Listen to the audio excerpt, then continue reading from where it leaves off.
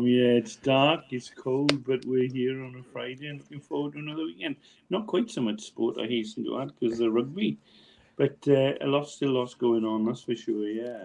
Yes, it is odd, isn't it? That in fact, this has been an issue of contention with a few clubs and a few sports commentators. That when the rugby's on, there's no rugby on. Mm. Yeah, that's right.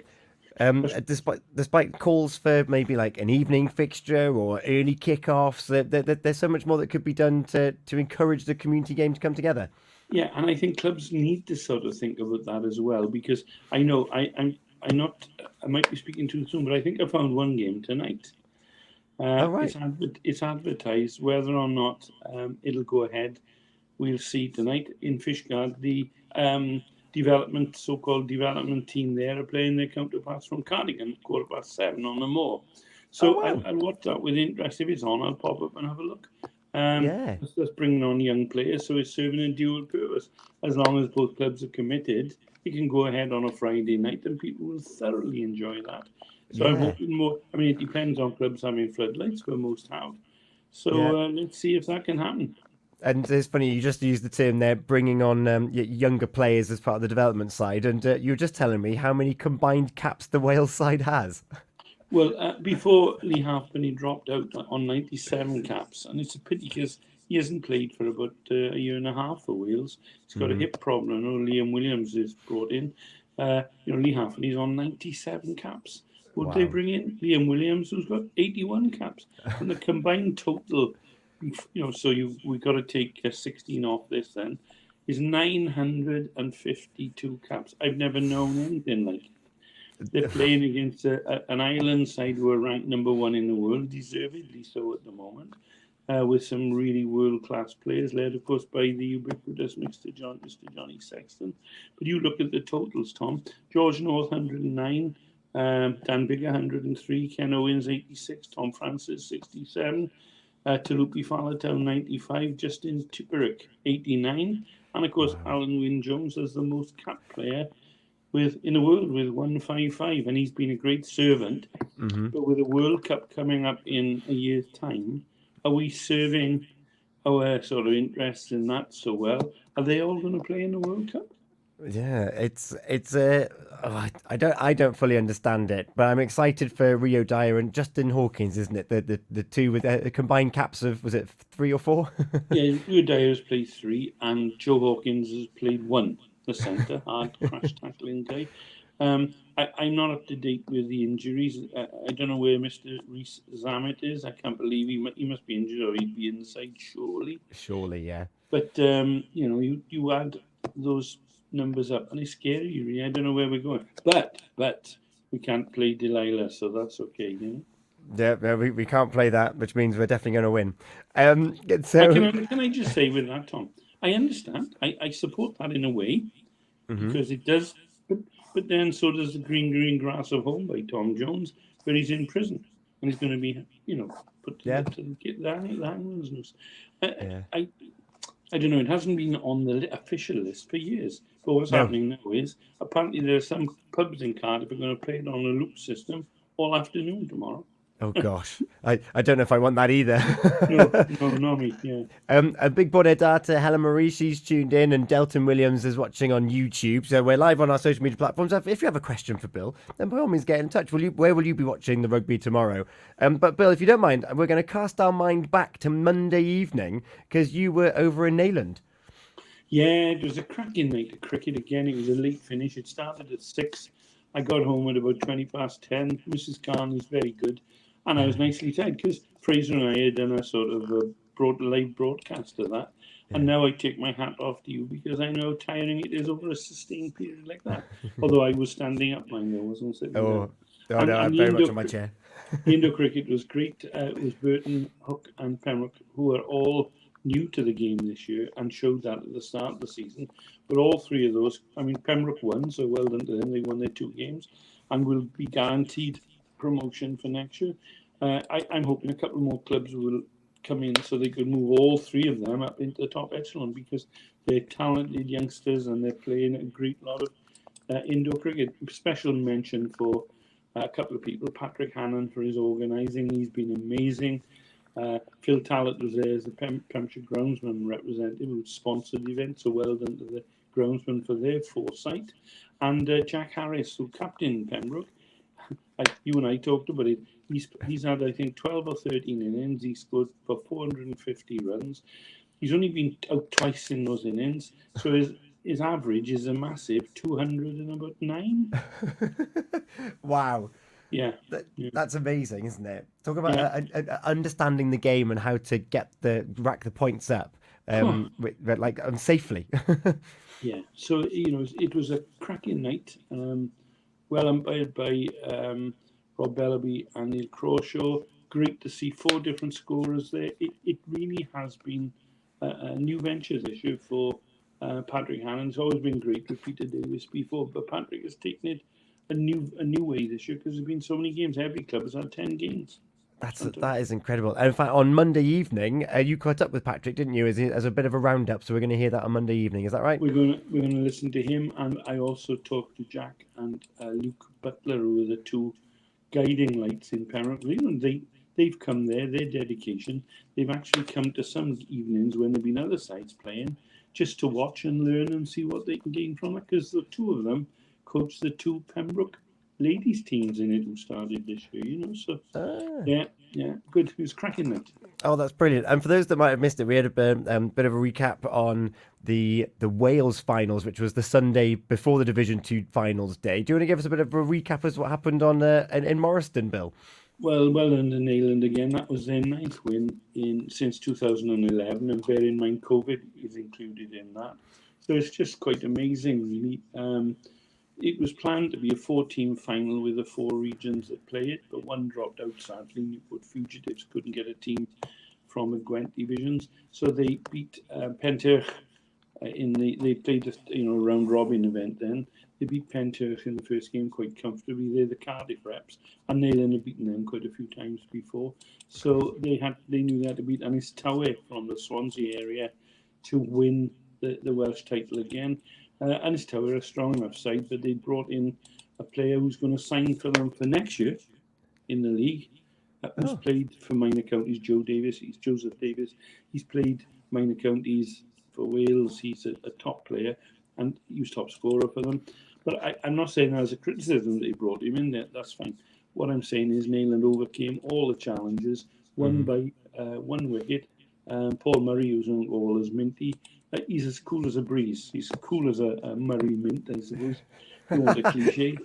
Yeah, but that's why he's called that. And he had to get 8 or 10 runs on his own at the end to win, and he did it, won with a 4. And he's just so calm about everything, so laid back. So it was a cracking win, and a measure of their quality is Sean Hannon got injured in the first over of the whole morning. He fell in the field, hurt his knee. He batted, and he bowled his 3 overs. He batted, but he was very sore. So they decided they wouldn't play him in the final. They bring in Nicholas Koolman, who is one of the best 3 indoor all-rounders in the league, who hasn't been playing quite so much this year because of work. He's there to support them. He steps in, and they still win. And they're a side and a half. Yeah. But the big thing about it, Tom, we've discussed it at length, is their team spirit. Martin Jones is their team manager, Peter Davis, who couldn't be there on the day, Casey Aaron, who scores. Every one of those plays a part and is regarded as integral. They're just an amazing club at indoor. They're pretty good at outdoor, but indoor, they're a phenomenal team. Yeah, and they're going to carry on their march with flying that flag of indoor cricket because they're off to Taunton in March. Is that right? That's for the regional finals? That's right. There's one section this has dropped out. I think since COVID, there hasn't been quite as many regions taking part. So if they win in Taunton, and there's 8 very good sides going to be there, they would go to Lords again. What a legacy that team has, and as you say, they're pretty good at the outdoor game as well. So fair play to them. And then more recently, then Bill, on Tuesday night, sorry, under the lights, the rearranged fixture. We're changing to a bigger ball now, the football, in the Oggy Bridge Meadow Stadium. It was the last match of Phase 1 in the JD Cymru Premier League. Yeah, they're playing Carne Nomads, who were second and were guaranteed second place, whatever the result, and who played on Saturday. So understandably, they'd have been a bit tired. They lost in Nathaniel Cup to penalties on Saturday. They came to Bridge Meadow. They were late, so there was a half an hour delay in the start because of an accident when they were making the long road journey down. They started off, and Elliot Duggan, who's the new striker, relatively new striker at Haverfordwest, he's been criticised by a lot of players, a lot of supporters who feel he won quite what they wanted. But after 3 minutes, he volleyed a goal that was it would have graced any sporting any football match in the world. He just caught it on a volley, top corner, bang from about 25 yards, and then they conceded a soft goal in about 4 minutes. When you and I watched, we were always concerned about their inability to defend corner as well. Same thing, defend and then scores. Their penalty then, Henry Jones earned that, quite deserved penalty in midway through the first half, and Jordan Davis scored. He's in the top sort of 5 or 6 now in the setup for goal scoring in the league, and that was the way the score stayed. So they won, and the difference is Connors Key stay second, Haverfordwest move up from 8th to 7th. So it's not vital at this time of the year, but it might be at the end of the season because they would be top of the second half. Yes. The second, now they've split into 2. So a good win, morale boosting. I was talking to Tony Pennock for the start. He came over for a chat. He's a lovely bloke, and he was telling me about his plans for the second half. Now he's done a great job this year. Yeah, no, it's very exciting to see this new team, because since we've been doing this, of course, it started off with Wolsey, Wayne Jones, and then we had Nicky Hayen, and now we've got Tony Pennock. They've had to, they're not major changes to the style of play, but subtle enough that you can see a new identity coming through in the squad. And I think that there's an exciting future ahead with Tony Pennock there, I think. Yeah, I agree. And one of the things we've got to remember is he inherited this team. There's not many he's been able to bring in. And it's nice to see people like a local lad now, Ricky Watts, who's been around for a long time. He's a lovely guy. I spoke to him on Tuesday night before the start, and I thought he'd lost a fair bit of weight. And he says, I lost a bit, but it's my haircut. But what a game he played. And I tell you what, he is a great example to other youngsters from Pembrokeshire, what you can achieve if you stick at it. Ricky, I thought, was outstanding. Yeah. There were a couple of people there that I thought, vied for the man of the match, but he was one of those great. So a good win for the Bluebirds. Now it's hopefully onwards and upwards in the second half. There'll be a few ups and downs guaranteed, because every side can beat everybody else, apart from poor old Airbus at the bottom. Oh dear. You mentioned the young squad there. The Bluebirds have got the Bluebirds Nest, a YouTube series, and Yori Humphreys was their man on the camera the other day. So if you want to hear what it's like going through the development stages at the Oggy Bridge Meadow Stadium, then catch up with that on their YouTube channel. It's a lovely little watch. Yeah, indeed, and he's a very talented all-round sportsman. He plays cricket, he plays golf. His father is Neil Humphreys, who's known in rugby circles in Pembroke as Hunchy, and he was a very rough as a rasp flanker. Neil won't mind me saying, not the most skillful player, but 100%. I don't know where Yori gets his skills. He might be from his mum, from the Thomas family. But Neil is always there at every game, and his mum, and it's a family outing for them. Yori is an example of sticking out. Lucas Davis is another, whose father Paul is a good cricketer. I hope they'll stick. Harry John, they'll come through.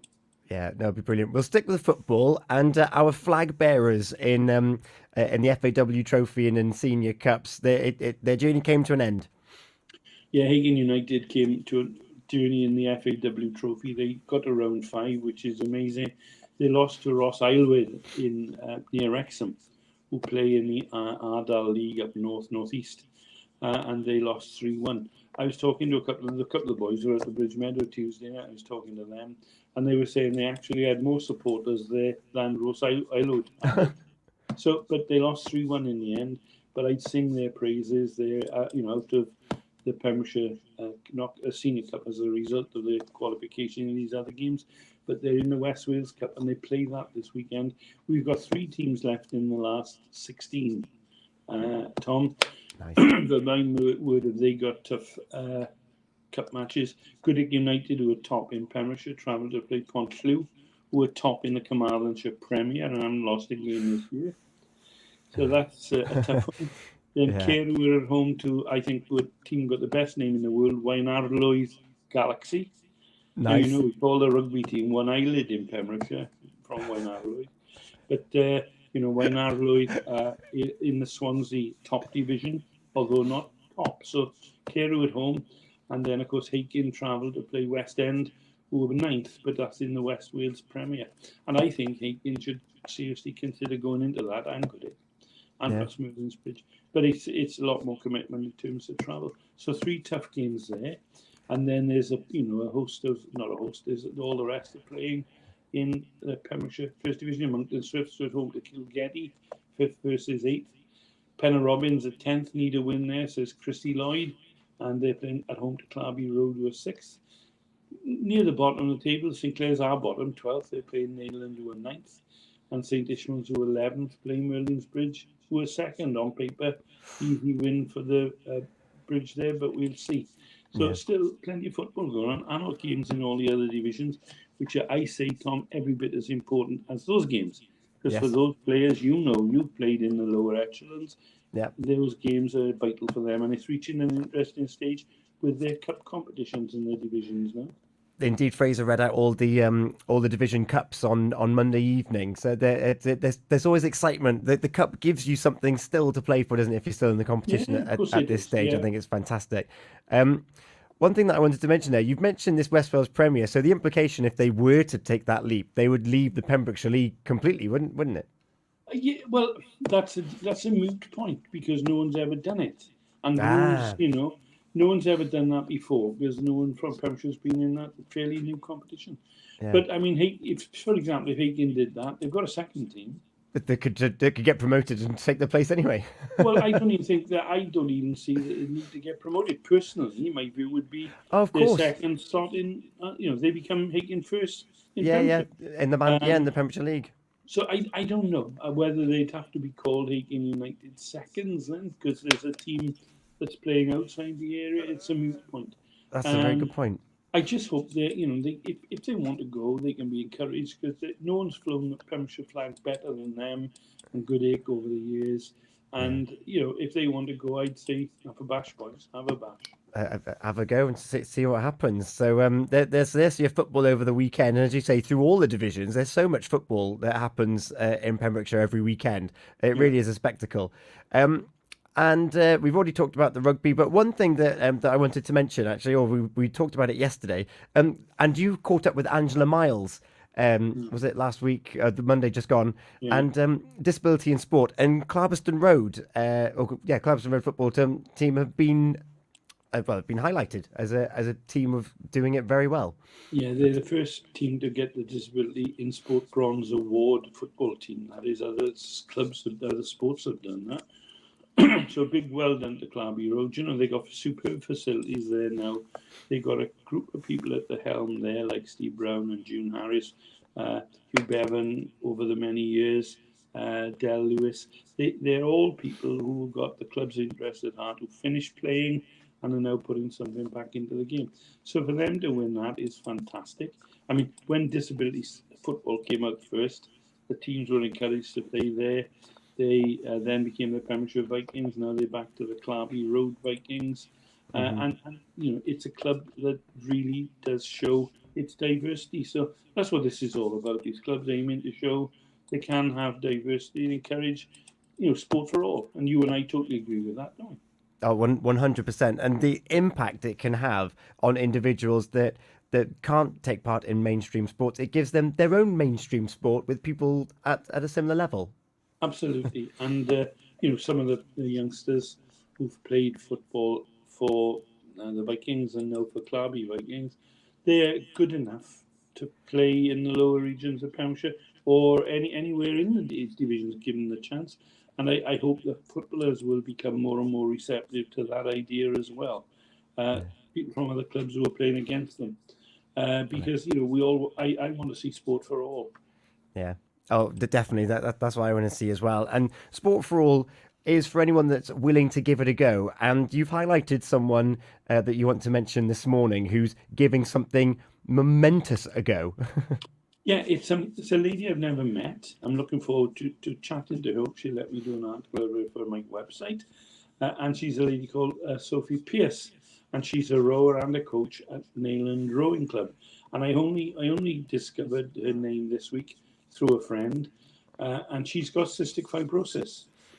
And she and two of her fellow rowers from the club are going to be rowing across the Atlantic, as you do, in January 2025. Now, that seems a long way away.